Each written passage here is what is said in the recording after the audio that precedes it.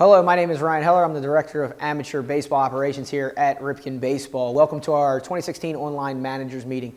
Over the next couple of minutes, all of our tournament directors here at Ripken Baseball are going to go over some notable rules and policies. We're not going to cover every single rule and policy, so if you go to our website on our tournament rules tab, you can see the complete rundown of everything more detailed, but these are our main ones, so please watch the next couple of minutes. This will be very helpful for you and your team when you get to our complex.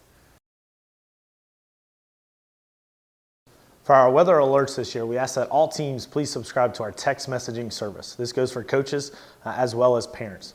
The number to text is 84483, and the keywords can be found on all of our schedules as well as on our website. We also ask that you guys call our hotline if you have any questions. The number to call is 410-297-8817. That will have all our updates, whether we have any postponements, cancellations, or delays. Again, that number is 410-297-8817. The number to text is 84483. Thank you. So at each of our fields, there'll be a tournament official. Typically, they'll be in the press box. You'll probably first see them before the game. They'll come up, maybe ask for your lineup, ask for some pronunciations and things like that. If you have any questions, they're the people to ask. If you need to get a hold of one of the tournament directors, they all have a radio. They're your direct link to us.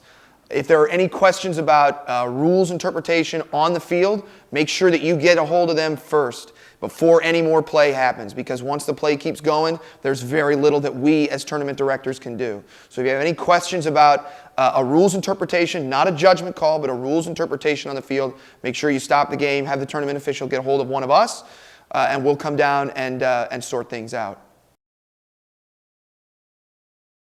Now on to our facility policies, and you're going to hear these before every game that you play here at the Ripken Experience. There's no alcohol, tobacco, or pets allowed on our complex, and smoking is only permitted in the parking lot. This goes for all on-site locations as well as off-site locations. We also do not allow sunflower seeds on our turf fields as they ruin the drainage system. And new for 2016, we just installed synthetic mounds and home plate areas at Yankee, Nationals, Citizens, and Cal Seniors Yard. So we are no longer allowing our players to wear metal cleats unless they play at Ripken Stadium. Since we don't allow our teams to take infield and outfield on the field before the games, we have 2 turf training areas that can warm up on before the game. We have 14 batting cages here on our complex. We only allow 1 team per batting cage, and we recommend that you warm up here on our complex before you head to an off-site field. The best way to keep in touch with the tournament and find results and things like that is on our website at ripkenbaseball.com. You can head to the Aberdeen Tournaments tab, and that's where you'll find all the information you need. When seeds come out on Saturday night, best way to get the seeds, we'll post them throughout the complex on our tournament boards. They'll also go out on the tournament hotline and also through the text messaging service. The coaches will also receive an email of the seeds. The standings that are on our website, those are not final. The back end of our website cannot take into account all of our tiebreakers.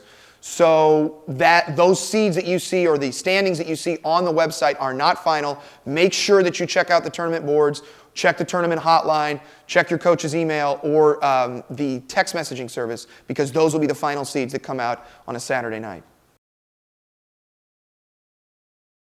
All of our pool play and consolation games have a 2-hour time limit. It's not a drop-dead time limit, just no new inning can start after that 2-hour mark.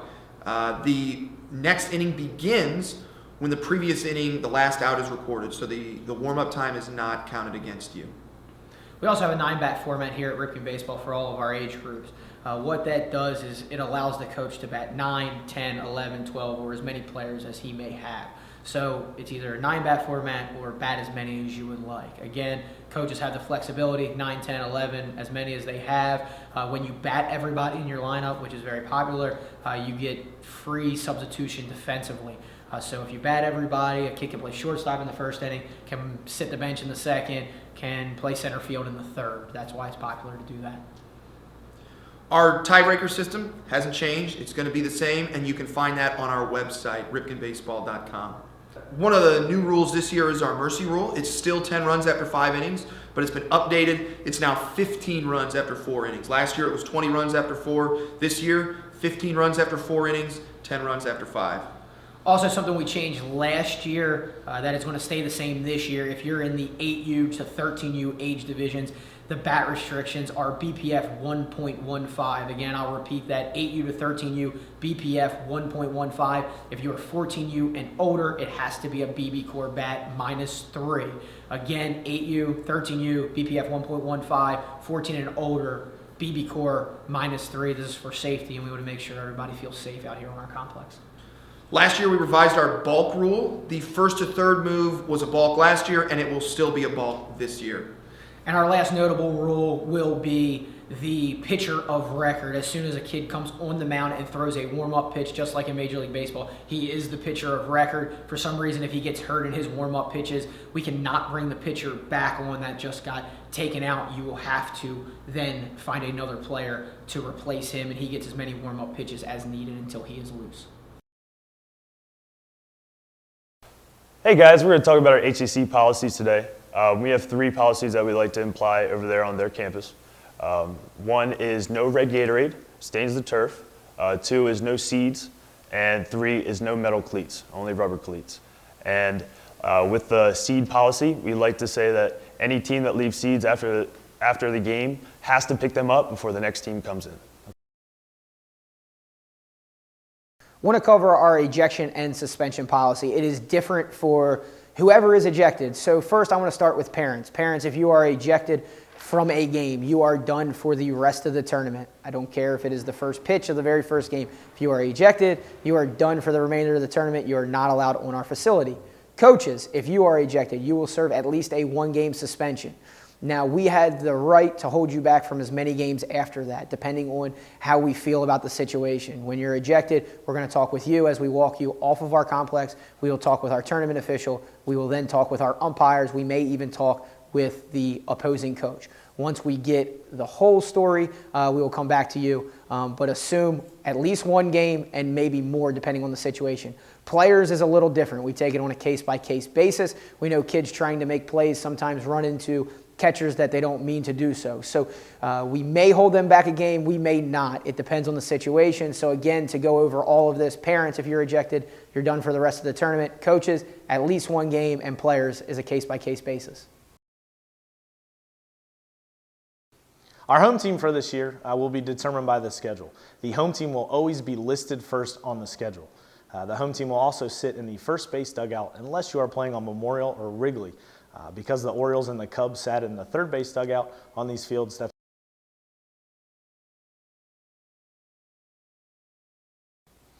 we do not allow courtesy runners here at the Ripken Experience. We feel that all players should have to run for themselves if they do get on base. We realize that catchers do take some time to get their equipment on, but it actually takes a player longer to run back in the dugout, get a helmet, and then run back on the field, so that really speeds up the game. We also ask that all players who are in the on-deck area remain in front of their dugout. We don't want teams going in front of the opposing team's dugout to take.